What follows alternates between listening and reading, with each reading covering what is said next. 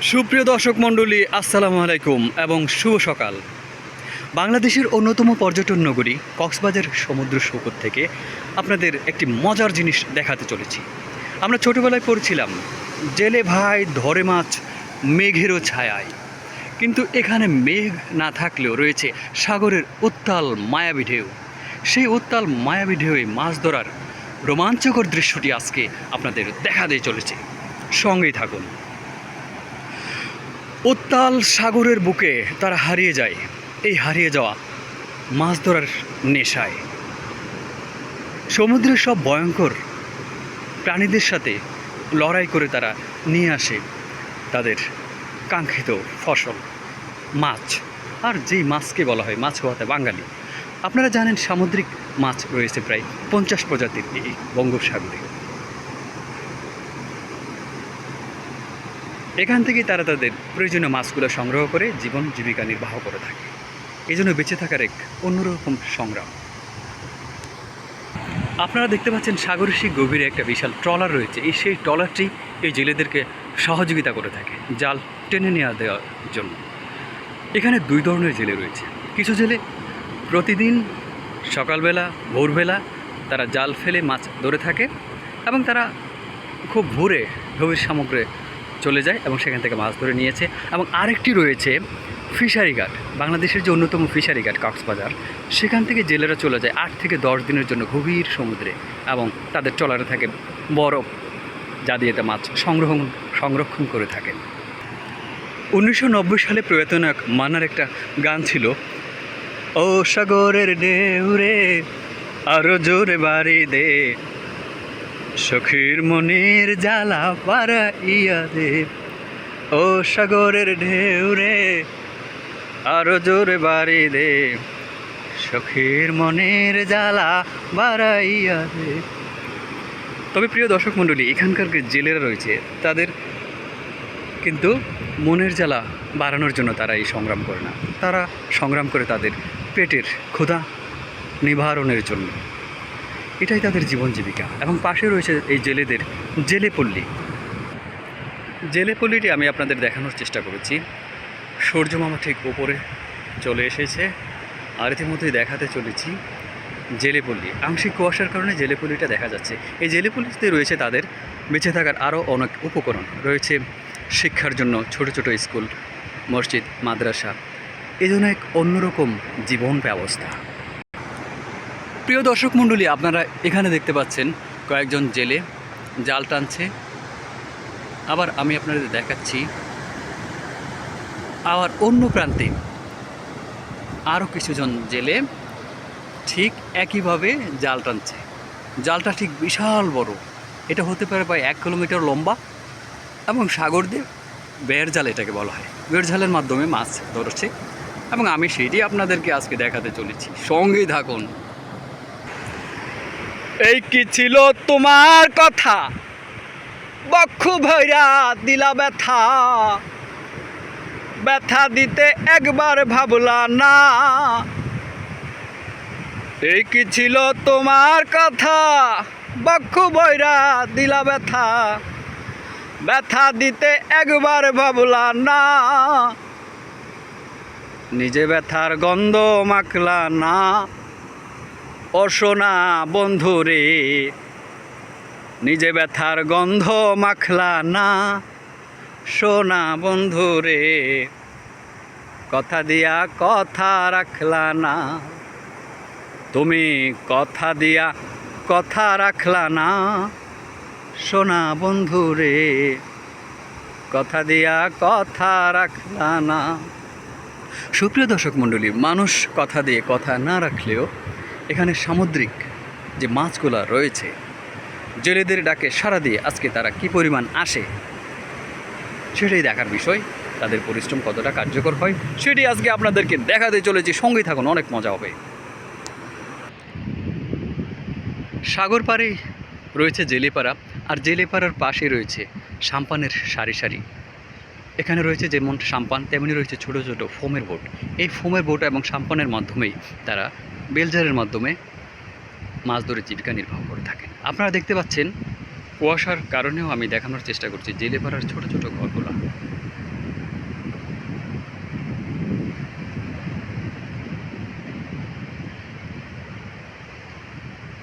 এ যেন পদ্মা নদীর মাঝির আরেক দৃশ্যায়ন। সঙ্গেই থাকুন।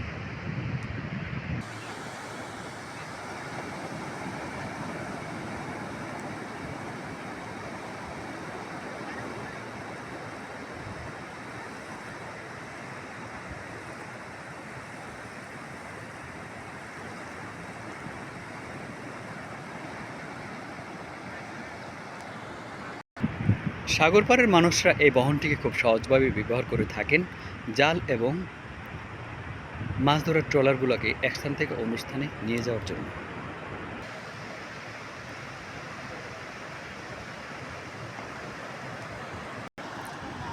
কারবা কুমন্ত্রণায় পরি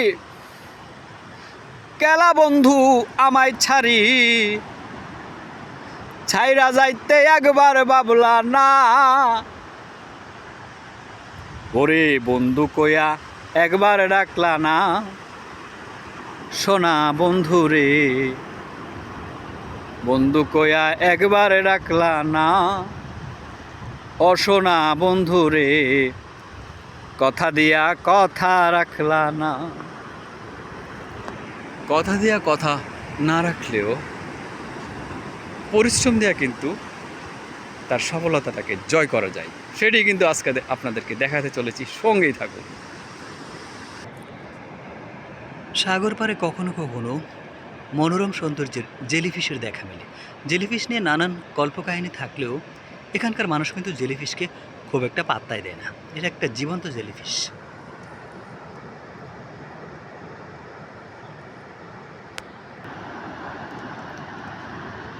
জেলে ভাইয়েরা আস্তে আস্তে জালটাকে নিয়ে তীরে চলে আসতেছেন। অল্প কিছুক্ষণের মধ্যে আমরা দেখতে পারবো কি কি মাছ এসেছে।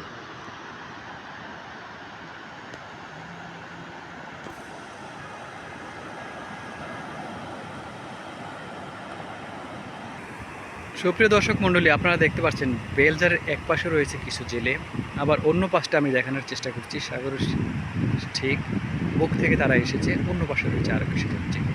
তারা জালটাকে সম্পূর্ণভাবে উপরে নিয়ে আসবেন এবং তখনই আমরা দেখতে পারবো কী কী মাছ এসেছে, ধরা পড়েছে। সাগর পাড়ে দেখা মিলল আরেক মালার কারিগর। এখান থেকে জিনিস সংগ্রহ করে তারা মালা তৈরি করে থাকেন। গভীর সাগরে গিয়েছিল ঠিক ভোরবেলায়, আস্তে আস্তে অনেক বেলা গড়িয়ে যাচ্ছে। জাল টেনে টেনে নিয়ে আসতেছে, পাড়ে রেখেছে মাছ ধরে মাছ নিয়ে যাওয়ার উপকরণ। এখানকার পানি অনেক স্বচ্ছ।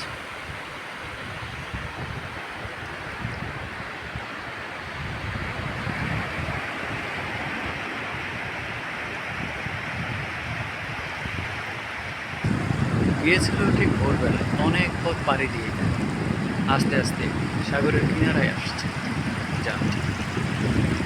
আমরা অপেক্ষায় আছি কী পরিমাণ মাছ এসেছে আজকের এই জালে, আপনারাও সঙ্গে থাকুন। জালটি ঠিক তীরে চলে এসেছে। অল্প কিছুক্ষণের মধ্যে আমরা দেখতে পারবো কী কী মাছ ধরা পড়েছে। সঙ্গেই থাকুন প্রিয় দর্শক মণ্ডলী।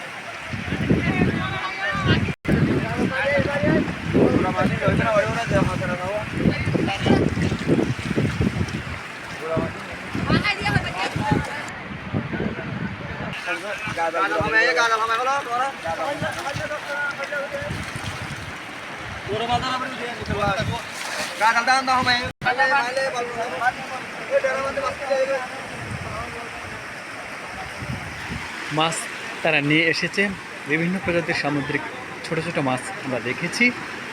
আপনারাও দেখুন সঙ্গে। সুন্দর করে দোয়া করবেন।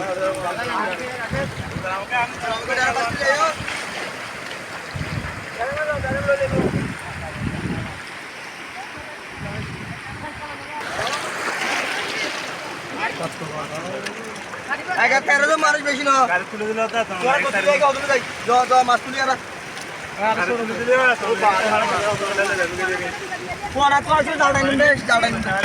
হ্যাঁ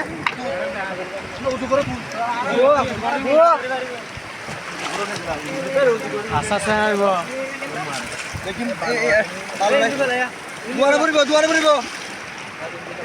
আছে না মামুর আছে না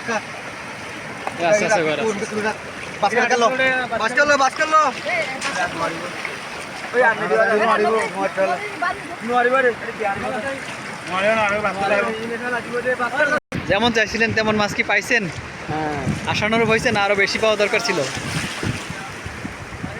আরো বেশি পাওয়া যায়। এখানে কত কেজি মাছ হবে?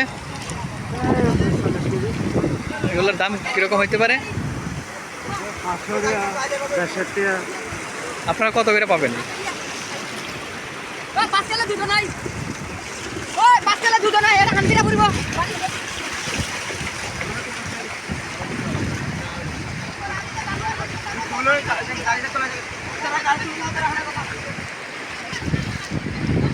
এরই মধ্যে দিয়ে তাদের জীবন ও জীবিকা মাছ ধরার মধ্যে দিয়ে তারা চলে যাচ্ছে পারে এবং এগুলো বিক্রি করা হবে। যে পরিমাণ মাছ আশা করছিল সে পরিমাণ মাছ কি পাওয়া গেছে? না, পাওয়া যায় না। প্রিয় দর্শক মণ্ডলী, এভাবেই তারা তাদের বেঁচে থাকার সংগ্রাম খুঁজে থাকে। আমরা কিন্তু প্রথমে দেখেছিলাম তখন সূর্য ঠিক একেবারে ভোর ছিল, ঠিক ভোরবেলা থেকে সূর্য এখন অনেক উপরে উঠে গেছে। অনেক পরিশ্রমের ফলে তারা যে পরিমাণ মাছ পেয়েছে আজকে, সেটি কি তাদের জন্য হবে, তাদের প্রয়োজনীয়তা মেটাতে পারবে, সেটি প্রশ্ন। তারপরও রিজিকের মালিক আল্লাহ, কখনো তারা এরকম মাছ পেয়ে থাকে, কখনো আরও বেশি পেয়ে থাকে, কারণ সময় তো সবসময় একরকম যায় না। মাছ ধরা শেষ করে জাল তারা